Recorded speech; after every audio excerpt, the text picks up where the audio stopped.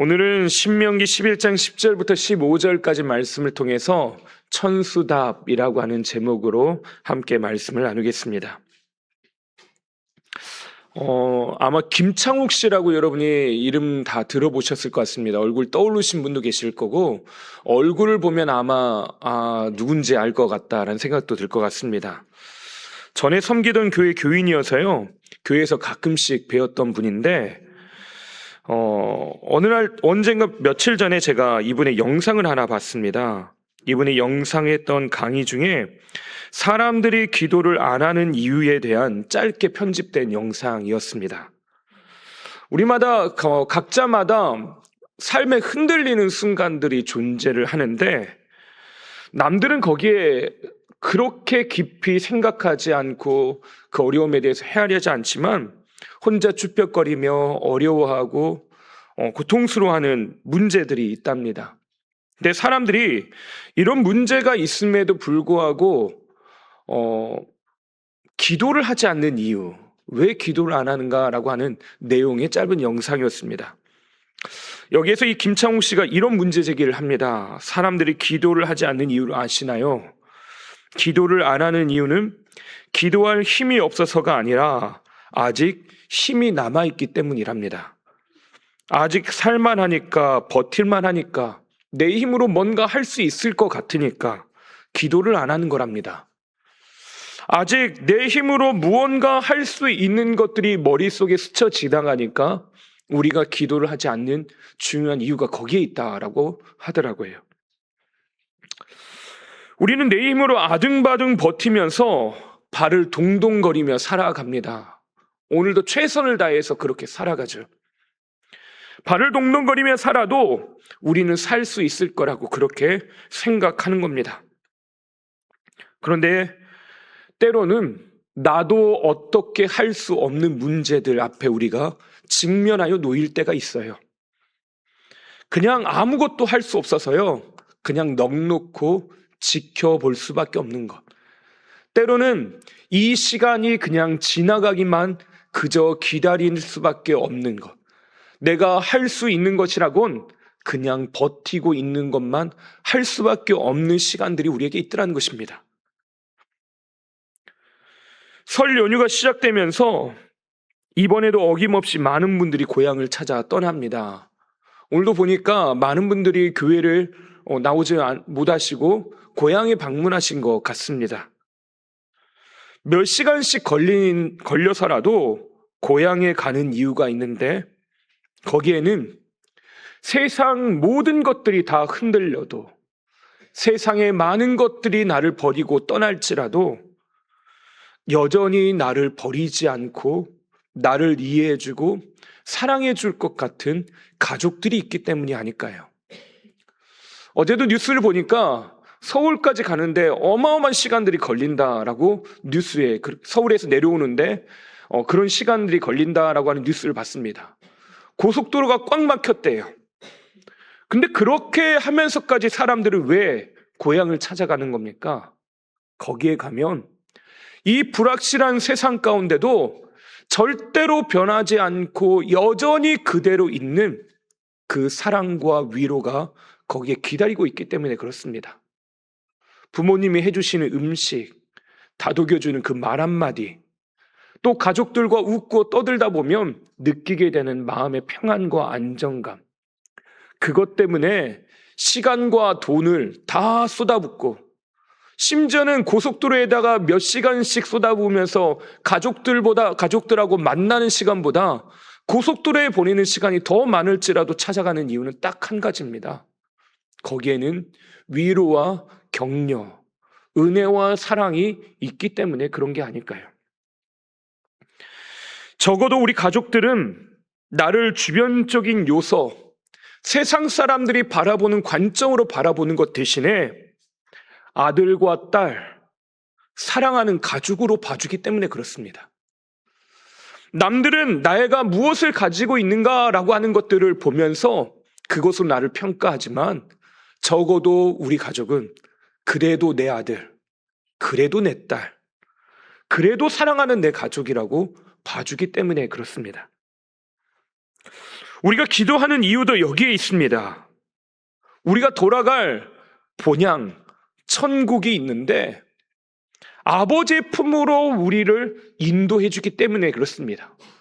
기도라고 하는 것이 하나님과 우리 사이가 저 멀리 떨어져 있는 것처럼 느껴지는 그 순간에 내가 아버지께 나아가면 아버지께서 나를 위로하시고 격려하시는 하나님의 은혜, 그것을 그 기도 가운데 우리에게 허락하시기 때문에 그런 거죠. 하나님께 나아가면 이 세상 그 무엇보다도 가장 좋으신 분, 그 아버지께서 우리에게 가장 좋은 것, 선한 것을 주실 뿐만 아니라 하늘의 위로와 평강으로 우리를 위로하시고 붙드시기 때문에 그렇습니다. 오늘 우리가 읽은 이야기가 바로 우리가 이와 관련된 이야기가 바로 우리가 읽은 말씀의 내용입니다. 우리가 읽지는 않았지만 신명기 11장 8절과 9절 말씀에 이스라엘 백성들에게 이렇게 약속하십니다. 우리 함께 좀 읽어보겠습니다. 그러므로 너희는 내가 오늘 너희에게 명하는 모든 명령을 지키라.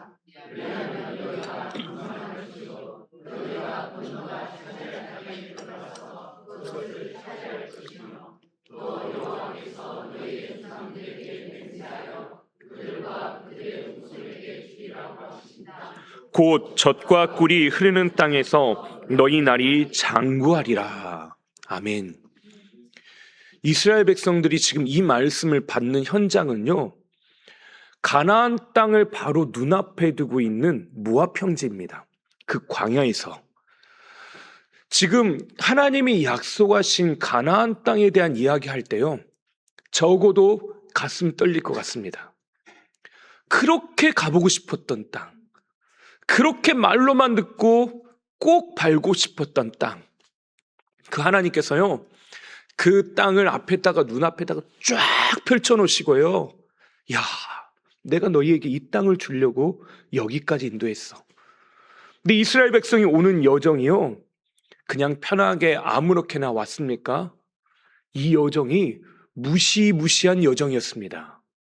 왜 이렇게 말씀을 드릴 수밖에 없냐? 40년 동안 여기 오려고, 이 가나안 땅에 들어가려고, 이 약속의 땅에 오려고 여기까지 왔습니다. 근데 하나님께서 내가 너희에게 주리라고 한 땅, 그곳에 내가 너로 살게 할 거야. 너희 조상 때부터 약속했던 그 땅, 거기로 내가 너희를 인도할 거야. 근데 심지어 그곳이 어떤 땅입니까? 조상들에게 약속하면서 너희가 여기서 살 거야 라고 하는 것도, 그렇게 가게 될 것이라고 하는 걸 40년 동안 뺑글뺑글 돌다가 여기까지 왔으면 그것만으로도 감격스러울 것 같은데요, 심지어 그 땅을 뭐라고 표현하냐? 젖과 꿀이 흐르는 땅, 가장 좋은 땅이라는 거예요.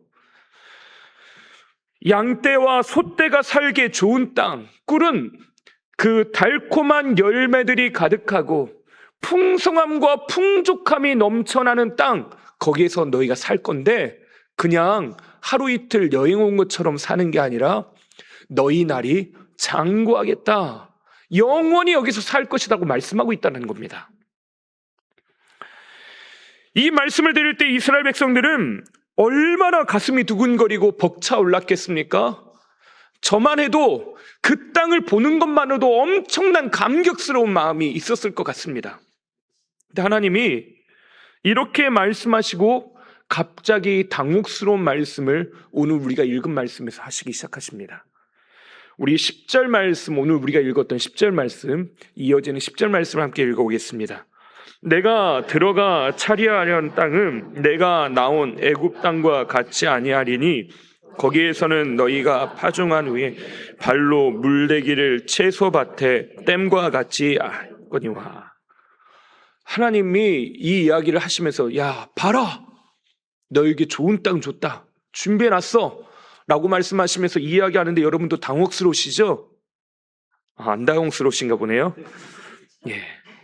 왜 당혹스럽냐면요, 약속의 땅은 애굽 땅과 다르기 때문이랍니다.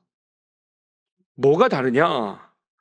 애굽에서는 파종한 후에 채소밭에 물을 댈 수 있는 고도의 관계 시스템, 다시 말해 밭에다가 논에다가 물을 댈 수 있는 어떤 시스템을 갖추고 있어요. 이게 왜 중요하냐면요, 물이 있어야 채소가 자라잖아요. 그런데 그 애굽, 이집트가 과학과 수학이 발전했던 이유가 나일강이 정기적으로 범람하면서 거기에 물이 항상 풍족하게 있었기 때문이랍니다. 그래서 농사를 짓다 보니까 건축과 또 과학, 또 별 관측하고 수학 측량하는 기술들, 이런 것들이 엄청나게 발달할 수밖에 없는 환경이었다고 합니다. 반면 약속의 땅이 어떻게 돼 있냐? 우리 11절 말씀을 제가 세번역 성경으로 우리 함께 좀 읽어볼까요? 함께 읽겠습니다. 당신들이 건너가서 차지할 땅에는 산과 골짜기가 많아서 하늘에서 내린 빗물로 밭에 물을 댑니다. 약속의 땅이 애굽 땅과 다른데 뭐가 다르냐? 일단 가나안 땅의 지형입니다. 아까 말씀드렸던 것처럼 애굽은요, 그 정기적으로 나일강이 범람하면서 밭과 평야지대, 곡창지대가 쫙 펼쳐져 있습니다. 그 나일 삼각주를 그 근간으로 해서 사람들이 거기에 모여 살고 고도의 문명 국가를 이뤘습니다. 근데 가나안 땅은 애굽 땅은 그렇다는 거잖아요. 근데 가나안 땅은 어떻습니까? 산과 골짜기가 많아서. 정말 죄송합니다. 제가 뭐 지역색을 따지는 건 아닌데요. 많은 사람들이 이야기하기를 왜 전라도 음식은 맛있냐라고 하면 뭔가 풍족한 게 많대요. 일단 평야지대가 있습니다. 곡식이 풍성합니다. 그리고 땅도요, 토질도 엄청 좋습니다. 여러분들 다 파보셔서 아시겠지만 다 황토예요. 그래서요, 심으면요, 이 농작물이 엄청나게 멋지게 자랍니다. 게다가 바다까지 끼고 있어요. 해산물까지 풍족합니다. 이게 맛없으면 이상한 겁니다. 예, 맛없으면 이상한 거죠. 근데 제가 다시 말씀드립니다. 저 절대로 지역색을 이야기하는 게 아니에요. 근데 강원도는요, 제가 군생활 해보니까요, 먹을 게 한정되어 있습니다. 제가 2년 2개월 군생활 하는 동안 매 끼니마다 한 번도 빠지지 않은 음식이 하나 있는데, 음식이라기보다는 농작물이 하나 있는데 그게 뭐였냐? 감자였습니다. 제가요, 감자를 싫어한 정도까지는 아니었는데요, 군대 제대하고 나서 근 10년 이상을 감자를 못 먹었습니다. 너무 힘든 거예요. 매 끼니마다 감자가 나오는데 어떻게 나오냐? 볶아서 나오고 쪄서 나오고 국에서 나와서. 와, 심지어는 저는 문화 충격을 받았는데 뭐였냐면, 여러분은 어떻게 생각하실지 모르겠지만 미역국을 끓였는데 감자만 넣고 끓여서 나오는 걸 보고 제가 엄청나게 당황을 했습니다. 아, 미역국을 감자만 넣고도 끓일 수 있구나. 뭔가 문제가 좀 있는 거 아닌가. 제가 굉장히 당황했습니다. 하다못해 저희 집에서는 뭐라도 하나가 다른 게 들어가는데 감자만 넣고 끓인 미역국을 보고 제가 굉장히 당황했어요. 계란찜을 해도 감자가 들어가고, 하다못해 감자를 쪄서 나오든 구워서 나오든 튀겨서 나오든 뭔가 감자는 항상 나옵니다. 근데 왜 그럴 수밖에 없냐면 강원도는 산지예요. 그래서 재배할 수 있는 농작물이 한계가 있을 수밖에 없습니다. 근데 지금 딱 이스라엘 백성들이 사는 동네가 그런 거랍니다. 산과 골짜기가 많아서. 말만 들어도 힘들죠. 힘겨운 삶이 놓여 있는 겁니다. 살려면 어떻게 했냐면, 이 강원도에서 옛날부터 농사 짓는 방식이 땅이 없으니까요, 화전을 일굽니다. 멀쩡한 산에 있는 나무들을 불을 태워서요, 밭을 만들어 그걸 개간해가지고 거기서 농작물을 키우는 거예요. 힘겨운 삶이 놓여 있을 수밖에 없습니다. 열심히 살아야 돼요. 최선을 다해서 살아야 됩니다. 그래야 먹을까 말까 하는 겁니다. 내가 최선을 다하고 노력하고 시간을 여기에 투자하고 평생을 그 자연 환경 이것과 이겨나야 살아야지만, 내가 살까 말까 놓여져 있는 환경, 될까 말까 하는 삶에 놓여 있는 거죠. 근데 이 땅이 더 힘이 빠지게 만듭니다. 왜 그러냐?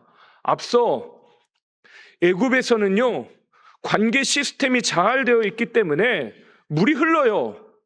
나일강 때문에 먹고 살 수 있습니다. 그냥 물을 댈 수가 있어요. 근데 여기는 하나님 뭐라고 말씀하시냐면 하늘에서 내린 빗물로 밭을 물을 댑니다. 비가 와야 농사를 지을 수 있다는 겁니다. 이것이 오늘 설교 제목 천수답입니다.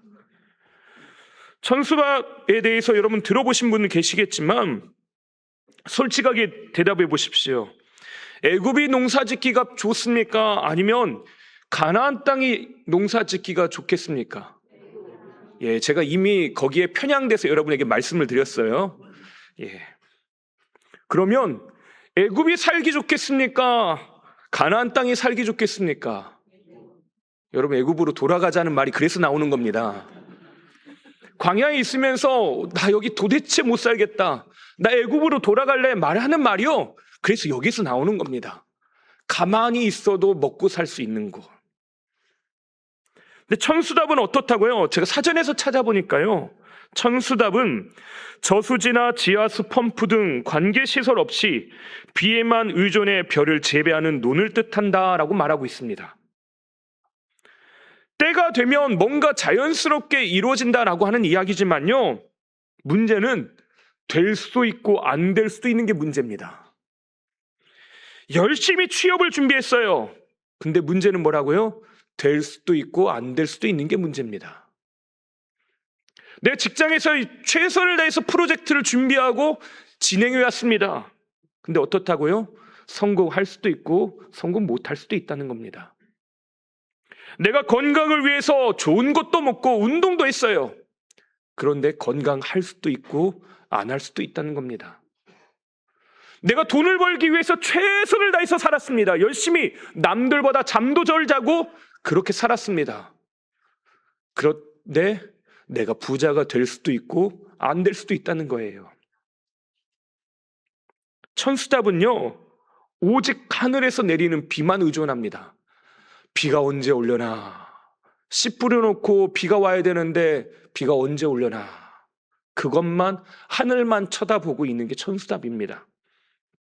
결국 이것은요, 농작물의 재배와 깊은 관련이 있을 수밖에 없는데, 비가 내리면 다행이지만 가뭄이 들면 방법이 없습니다. 물을 댈 데가 없으니까요. 우리나라 조사에 의하면 1943년에 우리나라 전국 논 면적의 약 35.5%가 천수답이었다고 합니다.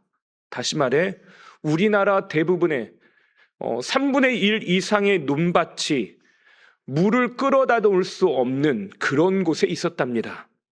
네, 85년 이후에 새마을 운동 및 농사법의 현대화로 인해서 천수답이 사라지기 시작했는데, 지금은 전국의 논과 밭에 이렇게 하늘에서 내리는 비만 기다리는 논과 밭은 거의 없다고 말을 합니다. 왜 그렇게 합니까? 땅에 지하수를 파서라도요, 물을 내가 원하는 때 공급하기 위해서 노력한 거예요. 물 공급의 불확실성이 수확의 불확실성으로 이어지니까 이 문제를 해결하기 위해 노력한 겁니다. 결국 천수답의 한계가 뭐냐? 무대책, 불확실한 미래라고 하는 거죠. 이 시대를 불확성의 시대라고 말을 합니다. 경제학자 존 케네스 갤브레이스가 현대 특성을 불확실성의 시대라고 말한 데서부터 유명해진 말인데요, 이 존 케네스 갤브레이스가 자신의 책 불확실성의 시대라고 하는 책에서 현대 사회를 이렇게 정의를 했습니다.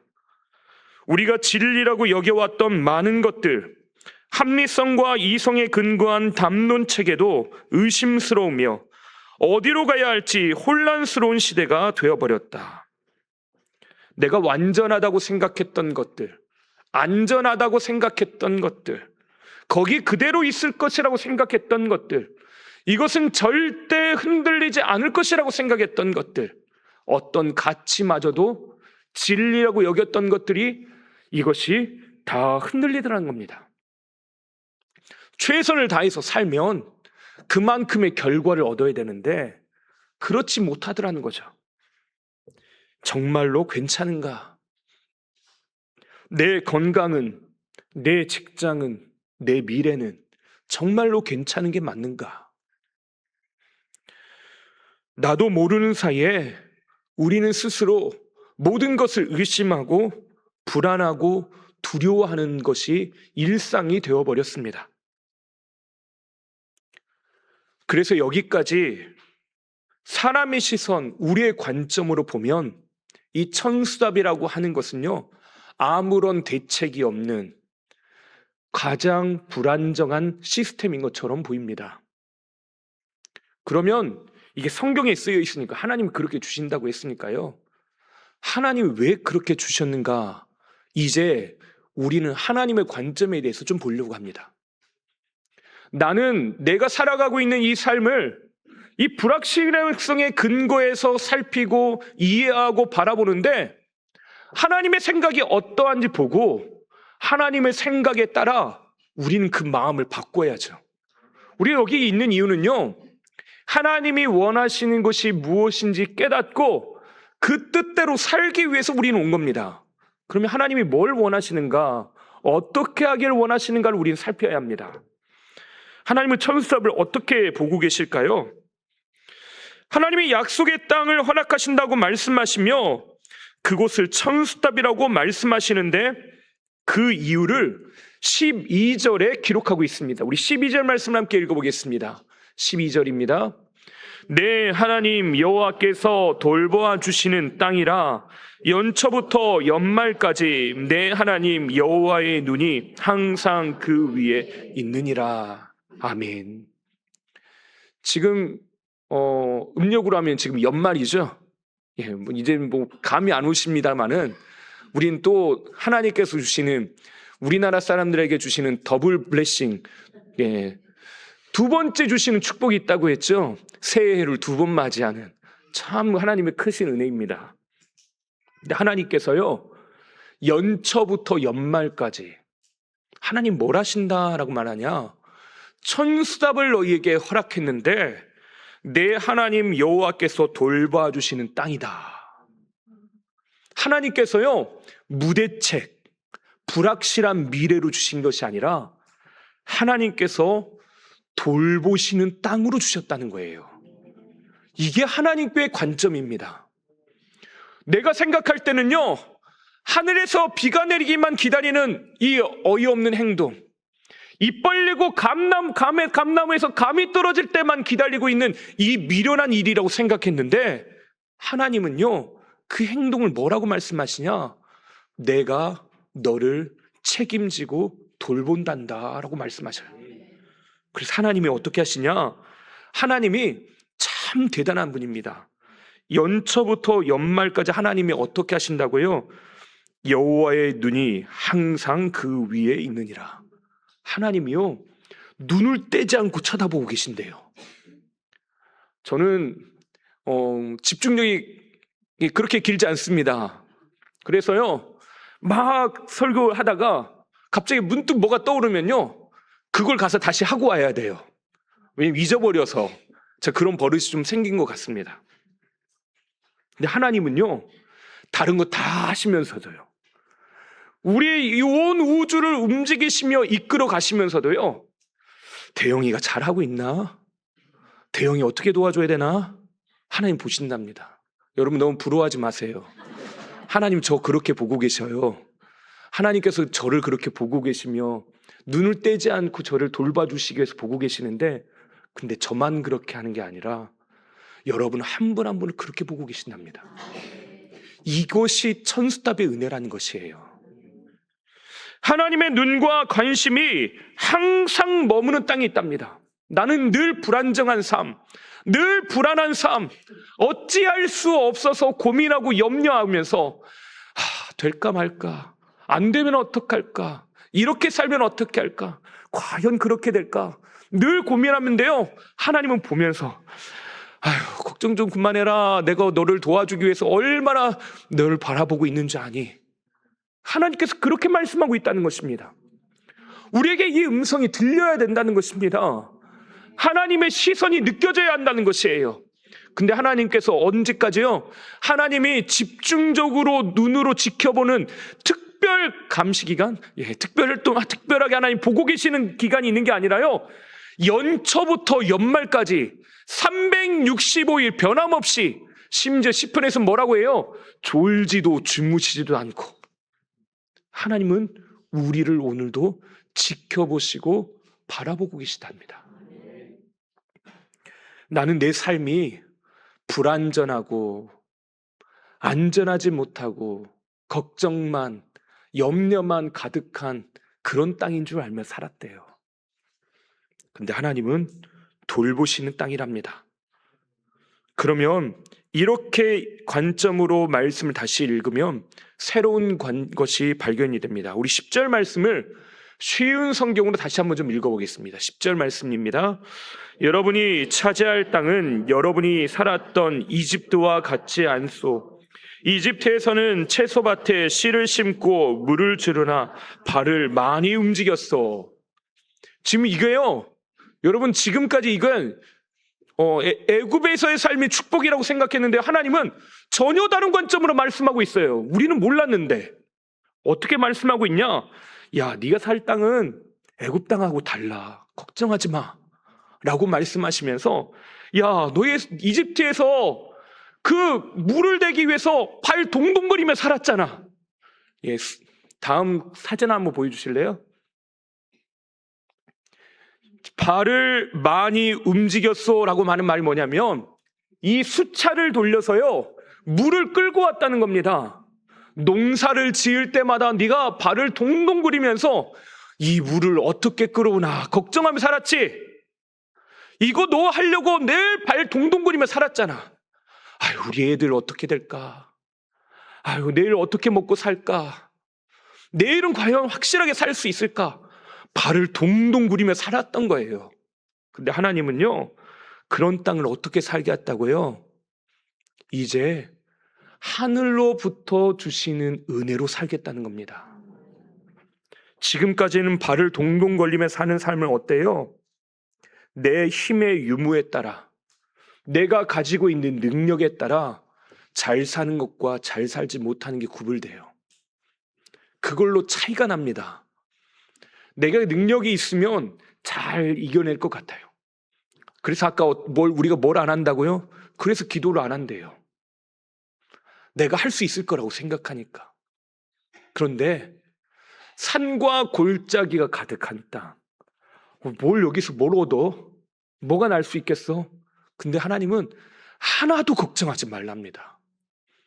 하늘 문을 열어서 하나님께서 우리를 책임지신대요. 어떻게 책임지시는지 우리 그 약속을 읽어볼까요? 14절과 15절 말씀을 읽어보겠습니다. 여호와께서 너희 땅에 이른비 늦은 비를 적당한 때에 내리시니 너희가 곡식과 포도주와 기름을 얻을 것이요 또 가축을 위하여 들이 풀이 나게 하시리니 내가 먹고 배부를 것이라. 하나님께서요, 젖과 꿀이 흐르는 땅으로 인도하신다고 말씀하셨는데 그걸 하나님이 준비해 놓으셔요.